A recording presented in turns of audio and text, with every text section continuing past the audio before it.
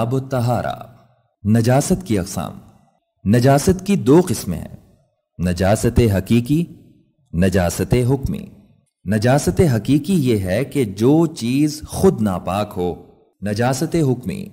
نجاست حکمی یہ ہے کہ جو چیز از خود ناپاک نہ ہو بلکہ کسی وجہ سے نجاست کے حکم میں ہو۔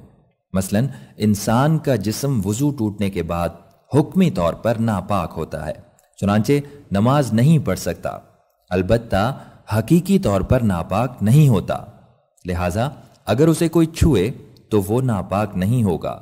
اس نجاست حکمی کو حدث بھی کہا جاتا ہے۔ اس کی دو قسمیں ہیں، حدث اصغر، حدث اکبر۔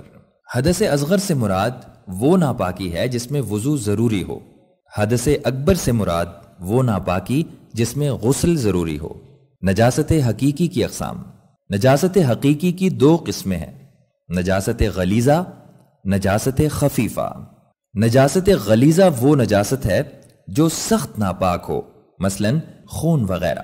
اس کا حکم یہ ہے کہ اس میں جو گاڑی چیزیں ہیں، مثلا پاخانہ وغیرہ، وہ اگر 4.5 ماشے 3.744 گرام سے کم جسم یا کپڑے پر لگی ہو تو بغیر دھوئے بھی نماز ہو جائے گی، لیکن دھو لینا بہتر ہے۔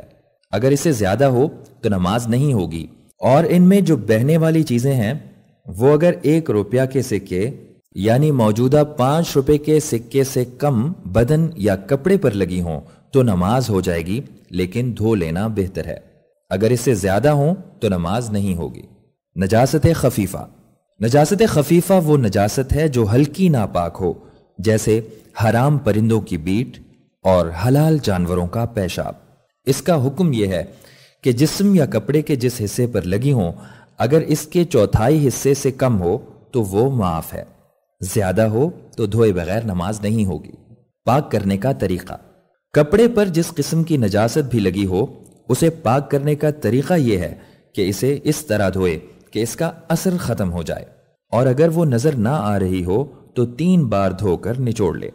اسی طرح جسم پر جس جگہ بھی نجاست لگی ہو اسے پانی سے دھو کر پاک کر لے۔ پانی سے استنجا کرنا مسنون ہے، لیکن اگر پانی نہ ہو تو صاف مٹی یا پتھر کے ڈھیلے سے بھی استنجا کیا جا سکتا ہے۔